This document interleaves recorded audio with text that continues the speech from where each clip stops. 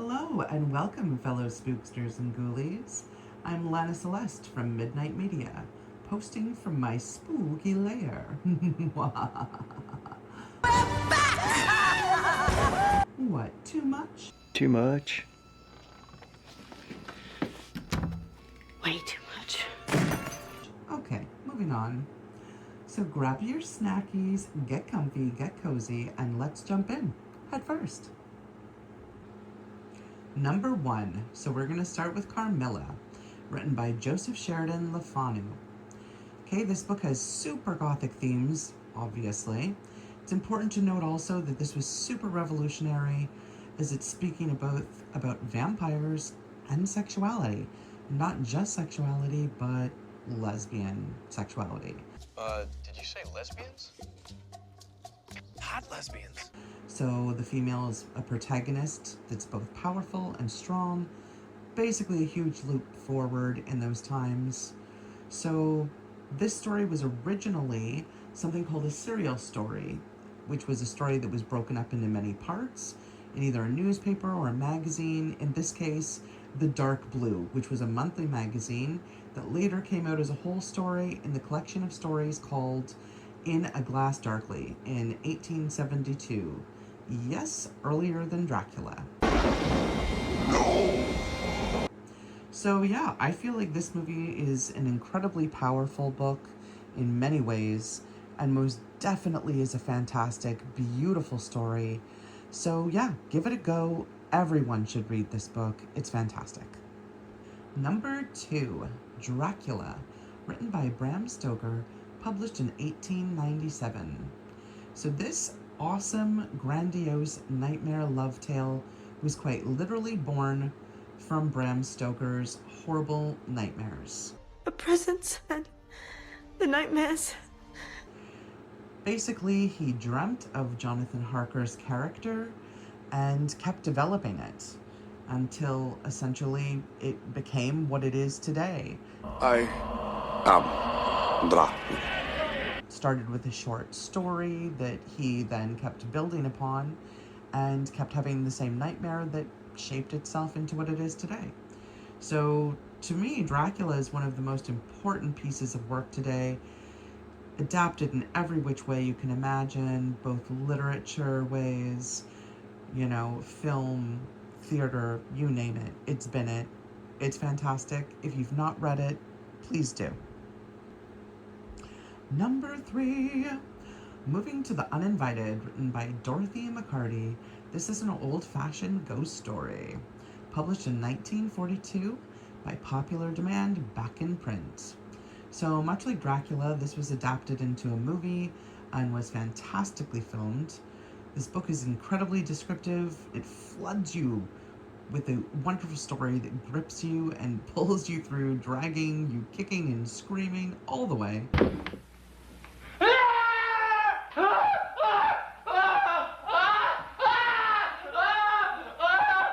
It's an excellent story that spins your brain and makes you think long after it lingers in your mind.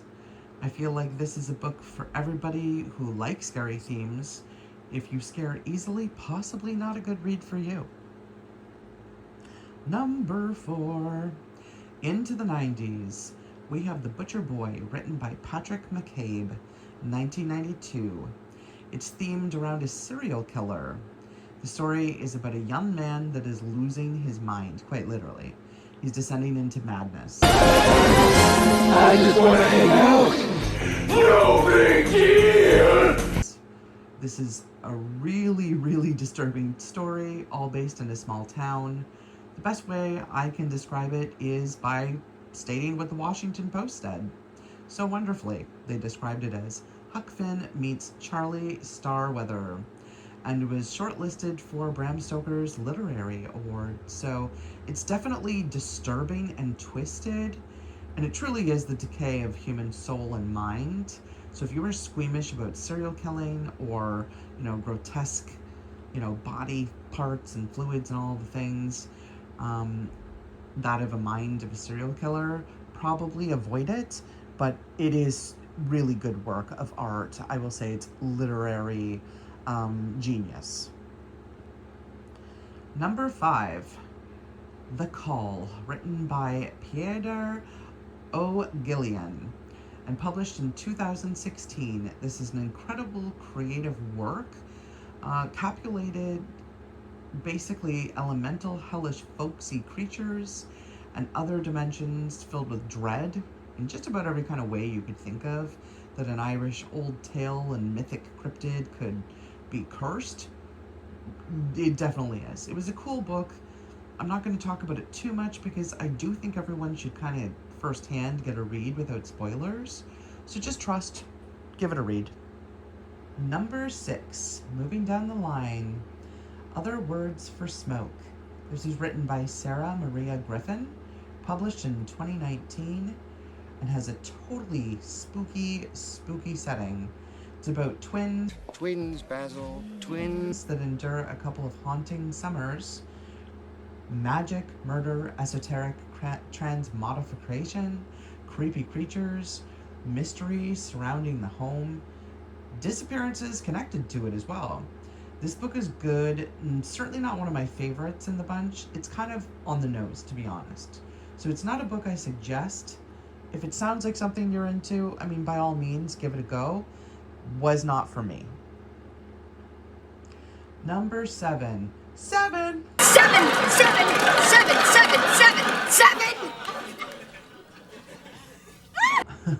The Watcher is written by A.M. Shine, published in 2021. Okay, so I'm going to be super honest. I have not actually read this book, but I have watched its film adaptation starring Dakota Fanning, and this story is beyond strange, super unsettling, digging into Irish lore and beings that dwell in the depths of the forest that watch you. Yeah, very creepy, super cool concept. I highly suggest experiencing this story in whatever form you want. I enjoyed the movie so much, I'm actually going to read the book, so do it. You should totally read the book because books are always better than the movie, but I will say the movie was awesome. Number 8. So this is another A.M. Shine book. I have read this. It's called The Creeper, published in 2022. Let me tell you, this book cooks. The characters are interesting, super make you want to know them more. They take you along their journey in this small, decapitated, creepy, gloomy town. Seems to me something is very wrong with this town. Excellent descriptive, with this like demony, shadowy being that stalks them, frightening them on like deep internal levels and layers, feeding on their fears, stretching their realities, and writing new fears they never even knew they had. I love this book and know that anyone and everyone who enjoys spooky will love this book too. Read it.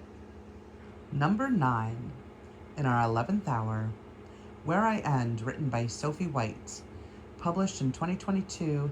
So this book explores a sad young woman living in a horrible situation, both her mother and grandmother bedridden, her with endless cycles of changing, feeding, all the things, then enters in a new layer of hell, a woman that is an artist with a colicky baby that moves in, and all the while she's suppressing the secret about her mother and trying to keep this haunting of this house under wraps for this, to try and not freak out this new person who has, come to live there. Honestly, I did not enjoy this book. I don't really say that anyone should give it a go. That's just kind of my personal feel. Sorry, wish I liked it, but I don't. It sucks. Number 10. Lastly, this book is near and dear to my heart. Teeth in the Hedgegrove, written by Kevin Cormac Lananigan, published in 2024. So this book is a ride through magical realms. It's 11 short stories in the horror setting that my book is in the horror setting of. I'm going to shamelessly plug right now. So my book is called Cryptids of Canada, Legends and Folklore, with stories of the cryptids in Canada and their legends, first-hand accounts of stories, and other people's first-hand accounts too. Written by me, Lana Celeste. You can purchase on Amazon. I will leave a link down below. Okay, now back to the stories review. So I absolutely loved this collection of epic short stories. The creep factor was awesome. I hope everyone should enjoy this book. I know I definitely did. So I give this definitely give it a try.